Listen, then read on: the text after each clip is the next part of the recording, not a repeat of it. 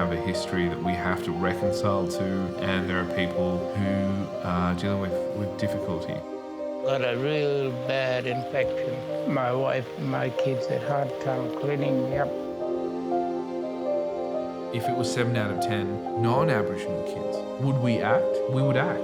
This is one of the stark inequities of our society, that we still have a population who are being infected with 19th century diseases of poverty, of poor education, of disadvantage. There's no vaccine for scabies. There was a lot of people who were naysayers, kind of like, well, Hugh in one army, and you go, well, you know, this one. Our board had people who had eliminated diseases, people who were eliminating it at the moment. When I looked around the room, I thought, wow, if there's anyone who can do it, it's this group of people.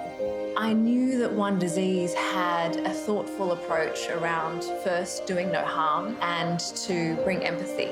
Just imagine what it's like to have skin which is itchy, which is opening you up to infection. I couldn't stand it at all, with their heads shaved off, no eyebrows. It's really, really shameful. It started to look like maybe it was futile. We could dig deep and find the funding and give ourselves enough room to say, hey, no, we think we are seeing something else here on the ground. Sam put his head down and I looked up at him and I said, Sam, you know what to do. Our pivot to crusted scabies was definitely something that had not been seen before. You could see this genuine belief in the team that we could make it happen.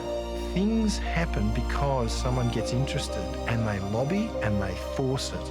I think a lot of people don't realise that when they go to work in Indigenous Australia, they're actually going to work in a different country. The messaging from the community really symbolised that, hey, we are welcoming you in. It was historic in its nature and unprecedented. You can't have this thing where I'm just going to make my mark and make it quickly. I had no idea it would take everything we knew entrepreneurially, as well as a massive people effort that it would take, and the culture effort that it would take. I think some of the biggest successes were seeing these people come out, being reunited with their families. As soon as I got rid of the scabies, I was very, very happy to be holding a grandson and having my families close. It was a moment where I think many of us teared up. I still think about it now. It would take everything we knew entrepreneurially, that massive people effort, finding something novel, publishing that, rewriting guidelines, working with the Centre for Disease Control to make a disease notifiable, work in community, led by community in language, creating applications and education that was in Yolngu and those that could spread and scale. At times it felt like we were moving slowly, but when we actually quickly go through that, you realise how much work the team has done to kind of just shift the landscape in skin health.